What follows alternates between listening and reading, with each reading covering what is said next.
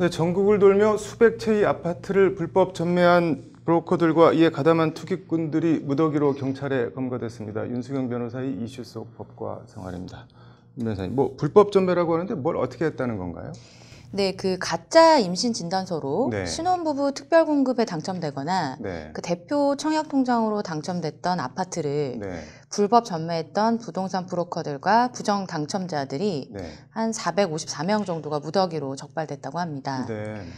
경찰이 조사한 결과에 따르면 이 브로커들은 네. 2018년부터 최근까지 SNS 등의 광고를 보고 연락한 청약 통장을 네. 판매하려는 사람들의 청약 통장을 사서 네. 아파트를 불법으로 전매하고 한 채당 2천만 원에서 최대 7천만 원까지 챙겼다고 합니다. 네. 적발된 브로커의 절반이 공인중개사나 네. 중개보조인 경력자, 분양대행업 종사자 등 부동산 업무에 관련된 근무 경력이 있는 네. 것으로 확인됐다고 합니다. 불법 전매는 크게 3단계로 나누어지는데요. 네. 먼저 온라인 광고 등을 통해서 청약 통장을 네. 판매하려는 사람을 모집해서 청약 가입 기간, 네. 가족관계, 장애 유무 등을 따져서 200만 원에서 600만 원 정도를 주고 네. 청약 통장을 사는 1단계가 있습니다. 네. 그리고 이를 통해서 아파트를 분양받는 것이 2단계가 되겠습니다. 네. 그리고 마지막으로는 이 분양받은 아파트를 불법으로 전매해서 네. 아파트 한 채당 2천만 원에서 3천만 원 정도의 부당이득을 챙기는 게 3단계가 되겠습니다. 이게 청약 통장이 있다고 다 분양을 받는 건 아닌데 꼼수 같은 걸 좀 부린 게 있는 모양이네요. 네, 그렇습니다. 이들은 특별공급 당첨 확률을 높이기 위해서 네.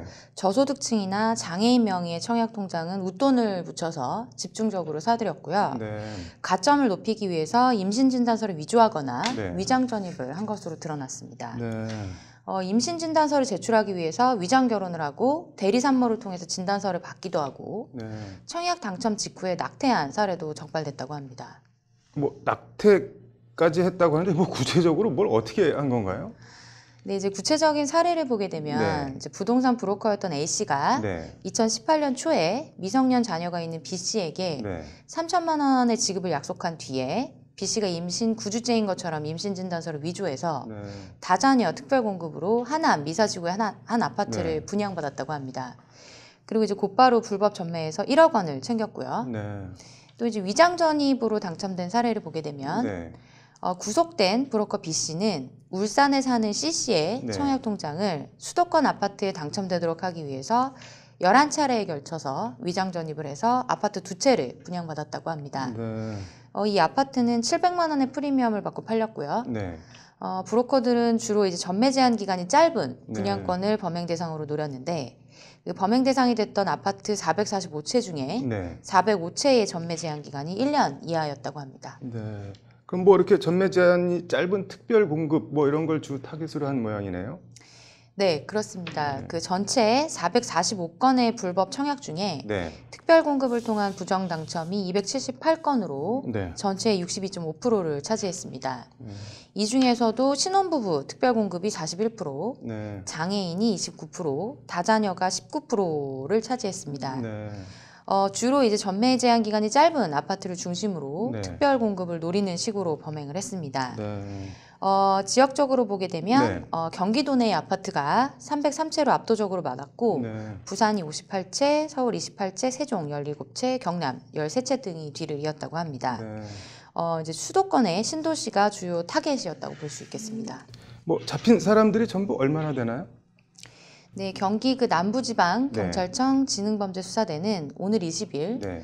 주택법 공급질서 교란행위 금지와 사문서 위조, 네. 그리고 주민등록법 위반 등의 행위로 아파트를 불법으로 전매한 조직원 네. 454명을 적발하고 이들 중에 8명을 구속했다고 밝혔습니다. 네. 적발된 이들 중에 48명이 부동산 브로커입니다. 네. 그러니까 위조 전문가도 한 명이 포함되어 있다고 하는데요. 네. 이 중에 405명은 청약 통장을 판 부정 청약 당첨자가 되겠습니다. 네. 이들이 전국에서 불법으로 전매한 아파트만 445채에 이른다고 합니다. 이런 부정 청약이나 불법 전매 처벌은 어떻게 되나요? 네, 현행법상 네. 부정 청약과 네. 불법 전매를 하게 되면 브로커, 네. 매도인, 매수인은 3년 이하의 징역이나 3천만 원 이하의 벌금형을 받고 네. 해당된 분양권은 당첨이 취소될 수 있습니다. 네. 불법 전매가 직거래가 아니라 네. 공인중개사를 통해서 이루어졌다라고 한다면 네. 그 공인중개사도 또한 3년 이하의 징역이나 3천만 원 이하의 벌금에 처해지고 네. 그 등록 취소 또는 영업정지 처분을 받을 수가 있습니다. 네. 경찰은 이번에 적발된 454명의 명단을 국토교통부에 넘겨서요. 최대 10년까지 청약 자격을 제한하도록 조치하고 네. 이미 체결된 주택의 공급 계약을 취소하도록 조치했다고 합니다. 이미 체결된 주택 공급 계약을 취소를 하면은 그 전매를 해서 넘겨받은 다른 뭐 선의의 피해자 이 사람은 어떻게 되는 건가요? 그러면은? 네, 이제 그 분양권의 전매는 네. 아파트를 청약받은 사람이 시세 차익이나 네. 개인적인 사정으로 제3자에게 분양권을 되파는 행위를 말합니다. 네. 공인중개사를 통해서 기존의 분양가보다 높은 가격에 네. 거래가 되고요. 네. 일반 주택 매물과 마찬가지로 중개 수수료도 내게 됩니다. 네. 이제 이번과 같이 불법 전매 사실이 적발되면 네. 분양 계약은 취소가 됩니다. 네. 이제 불법 행위로 분양 계약이 취소되면 이제 소유권이 네. 사업 주체로 넘어가게 됩니다. 네. 이에 따라서 그 사업 주체인 시행사 네. 또는 시공사는 최초의 분양가를 적용해서 선착순으로 입주자를 모집하게 됩니다. 네. 그런데 이제 보통 불법 전매의 경우에 네. 외형상 매도인의 분양 계약상의 지위가 계속 유지되고 있기 때문에 네. 매도인의 분양 계약이 취소되지만 내용상으로는 네. 매수인의 분양 계약이 취소되는 효과가 발생을 하게 됩니다. 네.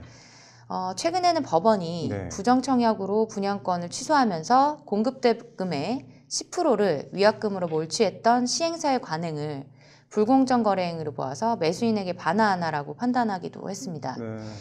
따라서 분양 계약이 취소되면 네. 사업 주체는 그때까지 계약자한테서 받았던 입주 금액 네. 게 이제 그 은행 정기 예금 금리를 적용한 네. 비용을 반환하게 됩니다. 네. 그래서 매수인이 이미 매도인에게 입주 대금을 지급했다면 네. 매수인에게 반환하게 되겠습니다. 네. 근데 이때 문제는 이제 프리미엄이 될 텐데요. 네. 매수인이 매도인에게 입주 대금 외에 네. 프리미엄을 추가로 지불했다고 해도 네. 사업 주체가 매수인에게 프리미엄까지 돌려줄 의무는 없습니다. 네. 프리미엄은 이제 분양권을 거래했던 네. 매도인과 매수인 사이에서 오고 갔던 돈이기 때문인데요. 네. 그래서 분양권을 불법 전매해서 네. 적발되어서 분양계약 취소를 당한 매수인은 네. 매도인으로부터 이미 지급한 프리미엄을 따로 돌려받아야 됩니다. 네.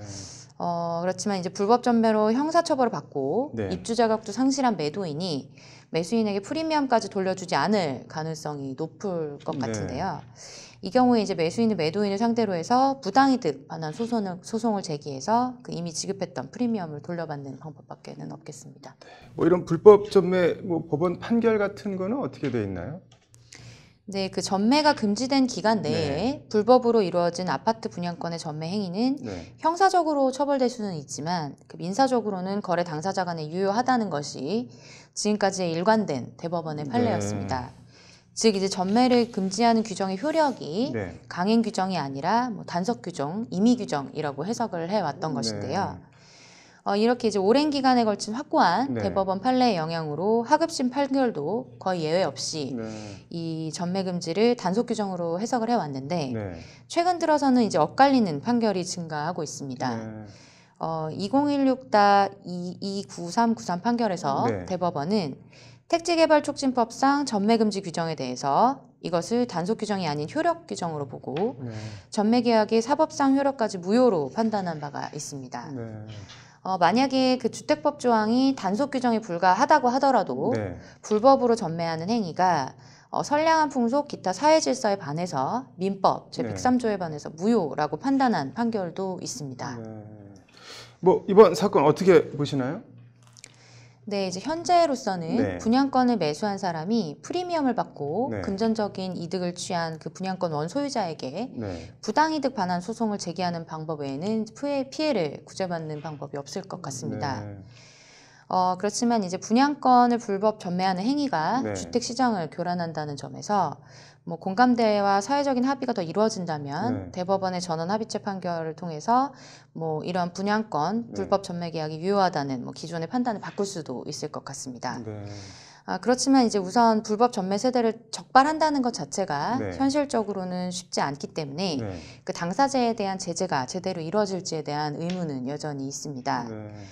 불법 전매 거래의 경우에는 뭐 이면 계약서를 작성하기도 네. 하고 대부분 자신의 통장으로 자금을 거래하지 않기 때문에 네. 그 당사자와 뭐 그 가족, 지인들의 통장까지 조사해야 되는데 현실적으로는 네. 좀 쉽지 않기 때문입니다. 네. 그리고 이제 이번의 경우에서도 볼 수 있듯이 그 청약 전문 브로커들이 네. 특별 공급분을 중점적으로 노렸기 때문에 네. 제도적인 허점도 보완할 필요가 좀 있을 것 같습니다. 네. 그리고 더 나아가서는 이제 선의의 취득자를 보호하기 위해서 네. 매수자 등이 그 분양권의 부정 당첨 여부를 확인할 네. 수 있는 시스템을 구축하는 것도 고려해 볼 만하지 않나 생각합니다. 아무튼 뭐 돈 버는 쪽으로 기상천외한 사람들 많네요. 오늘 잘 들었습니다.